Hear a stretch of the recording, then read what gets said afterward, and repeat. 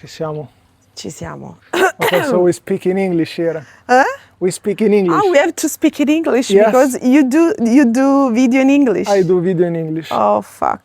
Okay. Well, you can speak in English. Yeah, my English is not so good, but for sure, It's yeah, perfect. I can. Yeah. So, I would like to do the same question. In which point of your life you are in this moment?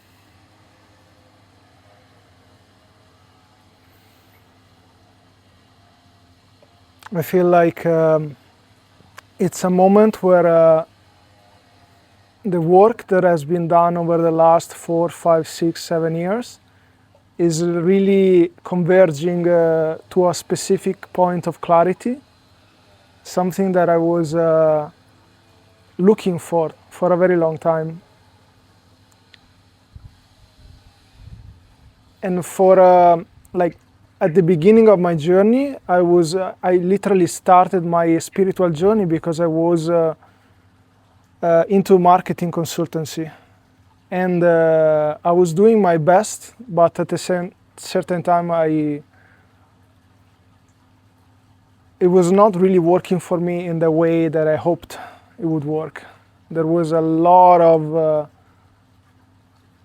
challenges in the communication, into the expression, into having this vision and seeing the things and how I wanted to say it, but there was very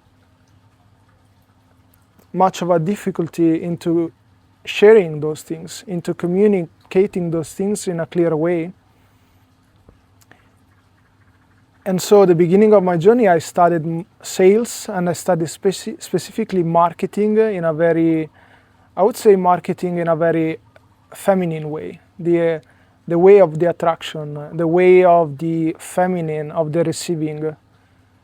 And I didn't really have words for it. I didn't really know how to do it, but I knew that that was my way. And so I studied content for some time. I started copywriting. I also started teaching about copywriting. Funny enough, it's not really how my brain is wired. It's not about writing for me. And before I could actually write in a, I would say in a resonant way, magnetizing way, there were a lot of things that needed to clarify within myself, and there was a lot of ego that needed to fully be dismantled. And so for me to reach that point of stillness where I could actually see things clearly and then speak about the things not in a way that I'm trying to convince anybody, but just simply about, okay, those are the things that I see, and I'm sharing them as not something that you have to believe, not something that you have to understand. It's just what I'm looking at. The simplicity of looking at one thing and calling it. And I feel like I needed to go at a very deep level for my specific understanding to flourish, to be coming online. And now I'm at a point where I've done the full circle. So I started from business, and my focus was the foundations of the business. The foundations, I mean, what's your ideal client? What's the problem that you solve? What is your offer? And what are the symptoms of not having the offer? What is the cost for a person that you help to not have that problem solved? And what are the scenarios in the life where the person is experiencing the pain that you actually help them solve? All of that was like, I remember many years filling up worksheets, avatar worksheets, offer worksheets, which are those things that if you hire a coach, they give you that. If you hire a marketing consultant, they give you worksheets to fill up so that you can clarify what's your offer, basically. And then once you are clear on your offer, you are supposed to be able to communicate in a clear way. So I was able to kind of do it for other people, but for me, it was very foggy. I felt there was a distance between the thing that I could see and the thing that I could express. And now I'm literally in the point where I found my own way, I found my own methodology, and I absolutely love how it gets to be looked, because it's very elegant as a system, as what I have discovered first in myself, and then possibly offering it to other people. That is like beautiful for me. It feels like being like the experience that I get this morning.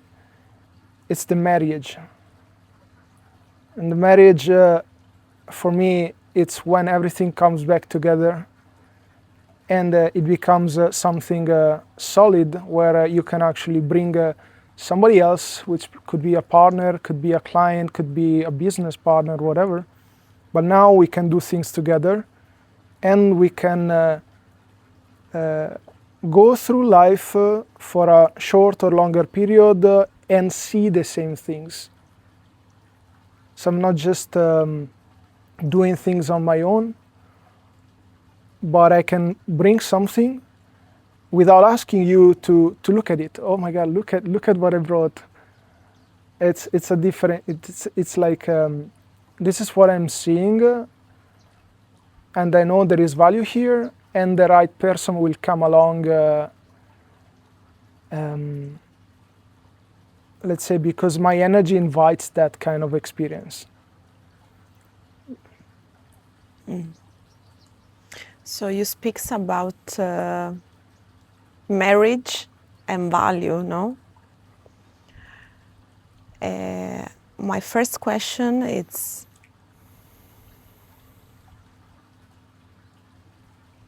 what is the value that you can express or give to the other people?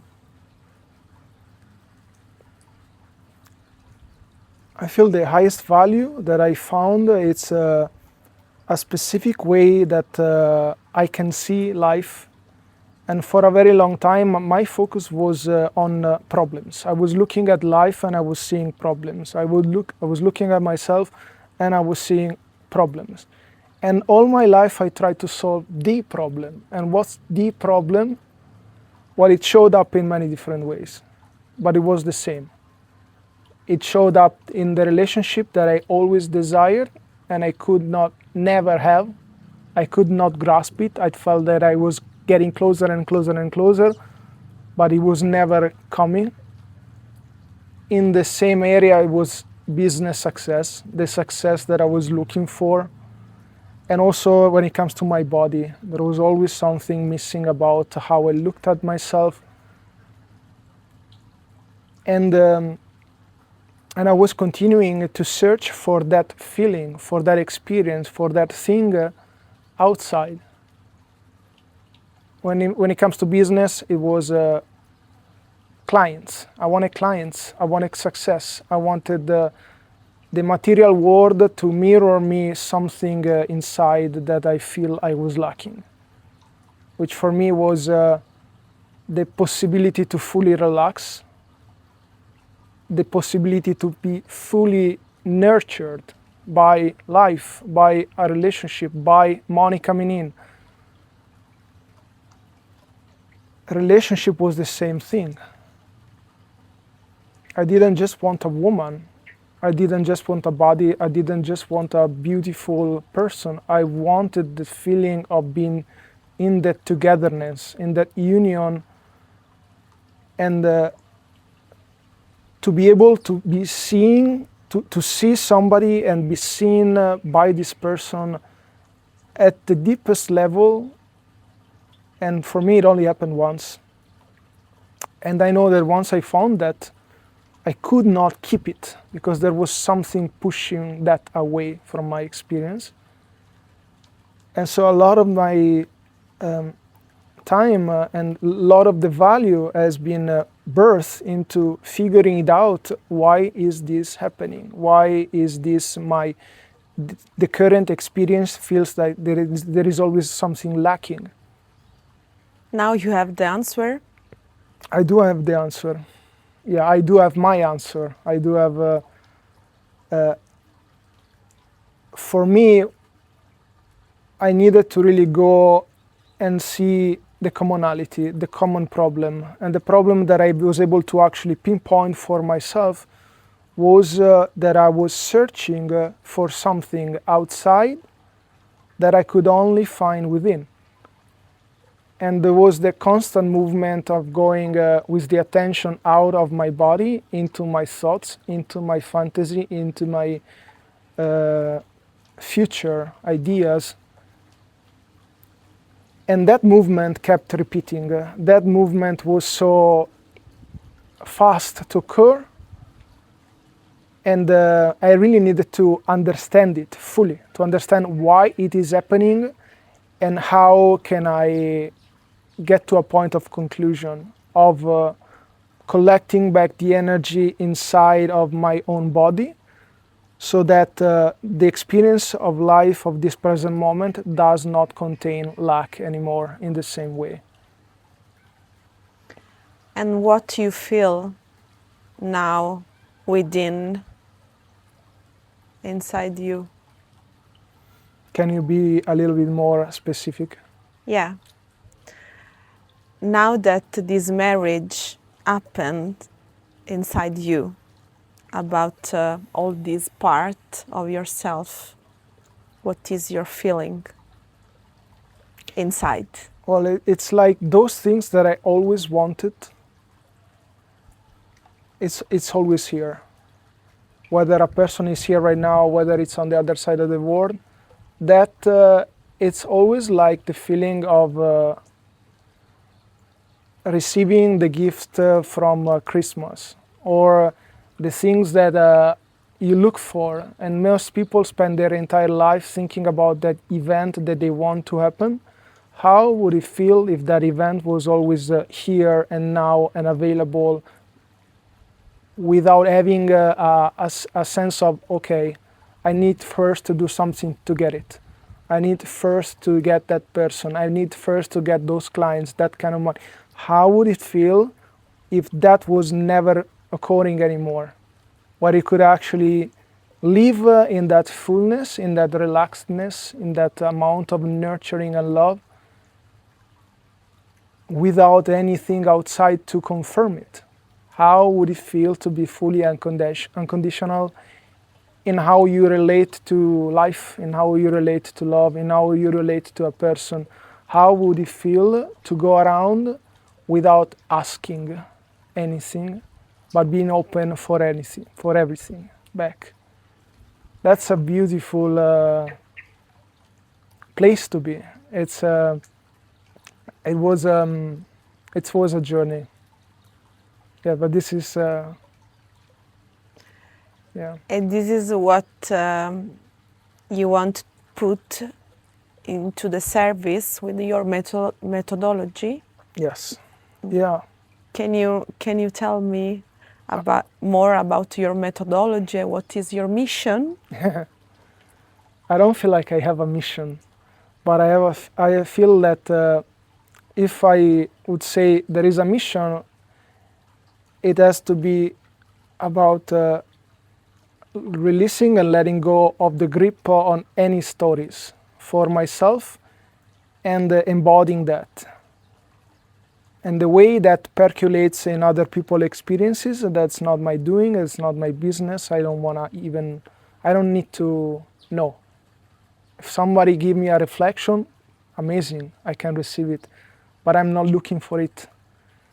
My mission is to be as present to and adherent, that's the word that I like to use, adherent to the present experience right now, to everything that is happening here and now, for all the moments between here and my death. That's my experience.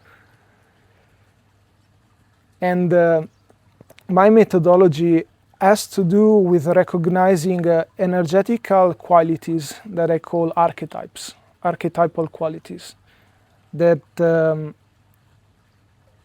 they are literally symbols that we project into objects of life. So a partner, a relationship, or a marriage, let's say a marriage, it's not just two people living together, doing things together, building a life together, which is it's kind of the practical aspect. The really down-to-earth aspect of marriage is that we are together, we work together as a couple, we have this direction going on together. And we choose it freely. We choose, I could be doing so many other things, or I could be doing so many other things together, but I choose to do it with you right now. That's a marriage. The energy is very simple. On top of that, we've charged the marriage of symbolic qualities. The future, the fantasy, the la la land, once I have that person, finally all my problems are gonna be solved. Once I have that client or that amount of money or that success in business, finally I will be able to feel you can put whatever you want inside.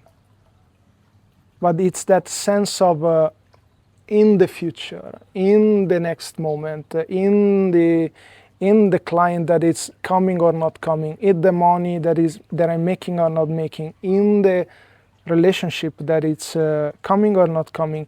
There is always that tension inside that we believe that thing when it comes will end it. So when this happens is we have projected unconsciously a quality of our beingness that is always present, and we have denied it to the current experience because we have created a belief that only when that thing happens, I can give myself permission to feel in that way. And so my methodology, it's a very practical, direct, simple, and immediate methodology that takes those symbolic qualities that we have projected into things and restores them inside. It's simply a process of going through the energetical separation that makes you believe that those things are over here and collapsing them into the current experience. So I generally give people images, and an image contains the key, the frequency, to fully allow that return to happen. And once it happens, then there is no more needing energy. So those things, they can still come, but you are not in a position where you need them anymore, which I do not control life, I do not guarantee results, but it puts you in a position where you can actually receive, maybe for the first time. My experience, I was always wanting them so badly, but pushing them away. Because that's what it happens. When those aspects, those qualities, those archetypes are separated from the current experience, which is only a belief, it's not the truth, then I'm always chasing them. And it feels like I'm always there, or I'm very far, or maybe I'm almost close, but I'm... And that's kind of the game of the mind. So my work has to be, and the value that we provide is to have simplified that moment of returning, make it very clear, and very little to do for the person. That's also another aspect. Very short amount of time, very little things to do. Mm-hmm. And this takes care of a huge cost that most people are unconsciously living in it, because they are actually away from that experience, away from that feeling, and they are actually spending years. That's a cost. Spending a lot of money trying to get it back, or get that thing, that object, that dream coming true. That's a cost. It's a cost when you live your life in that place.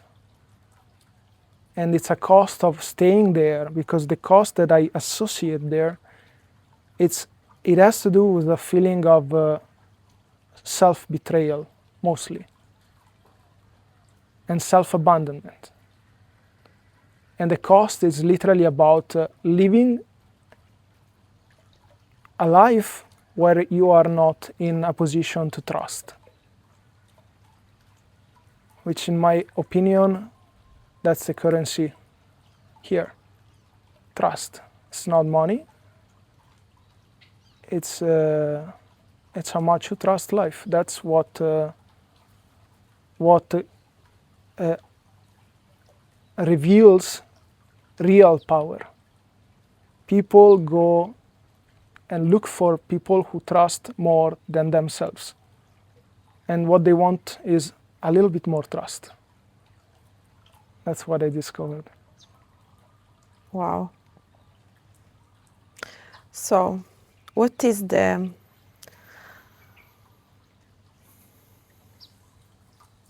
most powerful gift that Mamba Bali give you? The coming back home. In Bali, most importantly, I feel Ubud. And for me, the place that I can be even more specific in the yoga barn. I go there every day. Well, it's the place, it's the location that has mirrored me, that aspect of my consciousness that I knew was there, but it was so far away. And it's literally the feeling of being okay as you are, without having to do anything more on top. You can relax, you can meet friends, you can feel a part of a family or community, you can feel seen, and you can see people who are talking your language and understanding what you say. And that is what we all want, I guess. At the end, I'm speaking for me, but I'm just extending. Maybe that's what you want. At the core, it's to not having to do all that crazy amount of work and effort. And you know what's the cost of that? Is that you are not able to breathe. That's fucking infuriating me. You go through life. I spent 36 years of my life, and I could not even breathe properly. That's infuriating. Most people, they don't notice it. True. Yeah. Before you talk about trust, what is for you trust? Trust is, well, inside of us, there is a movement that is always similar in different ways. The movement is this: I grasp. I see something, I take it, I want it, I need it, and then I hold on to it. And we do those things with thoughts. We do those things with ideas. We do those things when when there is something that we are remembering or working on, and we have that idea, oh my God, I need to write it down. I need to not forget it. The movement is called control. It's called grasping. And we do it with thoughts, we do it with our own emotions, we do it with our own energy. We've done it for our entire life. The movement gets us a sense that by doing that we feel protected. And in a way, it's actually been true, because we don't want to deny that. We have been grown up into a circumstance, into a family, into a place that has been taught us how to control our expression, control our thoughts, control our opinions, control who we date, control how people are seeing us. And we believed, like everybody else, that was how it needed to be for us to be safe. We have been brainwashed since the very beginning, and that's the original sin, we could say. And